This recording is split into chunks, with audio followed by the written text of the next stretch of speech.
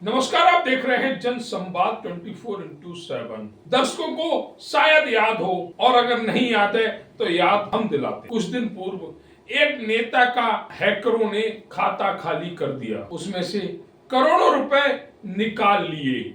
प्रशासन हरकत में आया और कम से कम 50 लोग गिरफ्तार किए। कहां से गिरफ्तार किए? 3 राज्यों के बीच 2 से 3 गांव आते हैं जो मथुरा जिला के बीच पड़ते हैं। मिनी जामताड़ा कहा जाता है। वहां पुलिस सुबह 5 बजे पहुंच जाती है पैरामिलिट्री फोर्स, और गांव से 50 से 60 लोगों को उठा लिया जाता है, क्योंकि घटना नेताजी के साथ हुई थी। और नेताजी अगर सत्ता पक्ष के हों तो और सोने पर सुहागा है, आखिर प्रशासन कार्रवाई क्यों नहीं करेगा। लेकिन ऐसी ही घटना का एक दूसरा प्रारूप भी दिखाते हैं। जगह उत्तर प्रदेश का औरैया।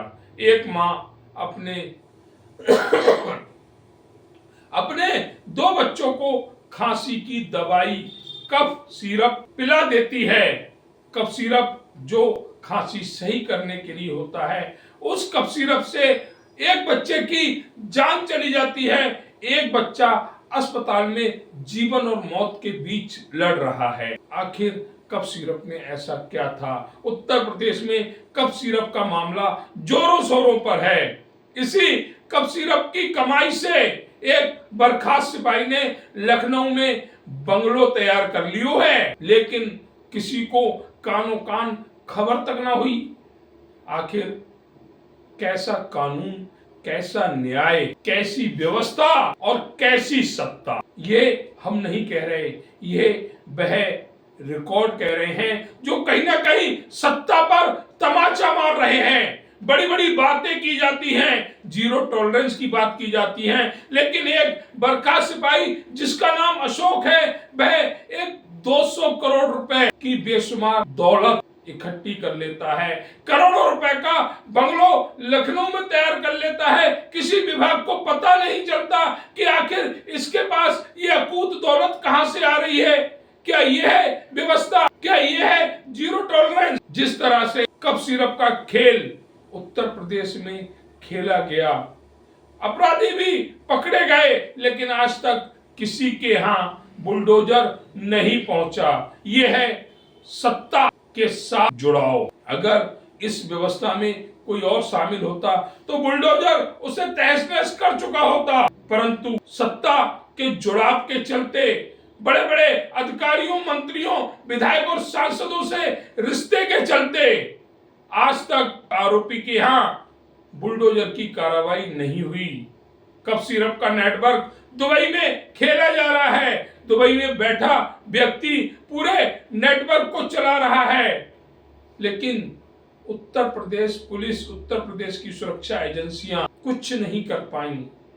ये प्रदेश की सुरक्षा व्यवस्था है जहां इंटेलिजेंस बिल्कुल फेलियर है। जिस तरह से कफ सिरप घोटाला एक बड़ा खेल उत्तर प्रदेश में खेला गया, क्या वह बिना सत्ता पक्ष के लोगों के हो सकता था? बिल्कुल नहीं।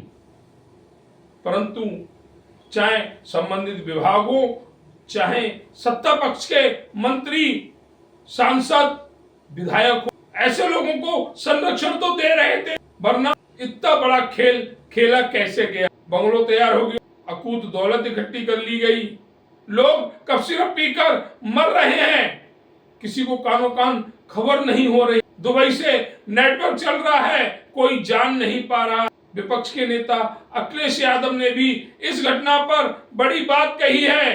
अपने एक्स पर लिखा है कि अब तक आखिर उन लोगों के यहाँ बुलडोजर क्यों नहीं पहुंचा जो लोग इस खेल में शामिल हैं। क्या बुलडोजर उन्हीं लोगों के यहाँ पहुंच सकता है जो विशेष कम्युनिटी के लोग हैं? अगर नहीं तो न्यायिक प्रणाली उन लोगों के साथ क्यों नहीं दिखाई जा रही जो इस कफ सिरप कांड में अपनी जान गंवा चुके हैं? वह अपराधी जो इस खेल को खेल रहे हैं, उनके खिलाफ सख्त से सख्त कार्रवाई क्यों नहीं हो रही? गाजियाबाद में जिस दिन इस कफ सिरप की एक बड़ी खेप को पकड़ा गया था, सभी के मन में विचार आया था कि एक बड़ा घोटाला है। इसमें बहुत सारी गिरफ्तारियां भी होंगी, बहुत चेहरे भी सामने आएंगे, लेकिन अभी तक ऐसा कुछ खास नजर नहीं आया है। ऐसा लगता है पर्दे के पीछे सारे मामले को दबा दिया गया है, जिसमें अब सिर्फ और सिर्फ खाना पूर्ति हो रही है।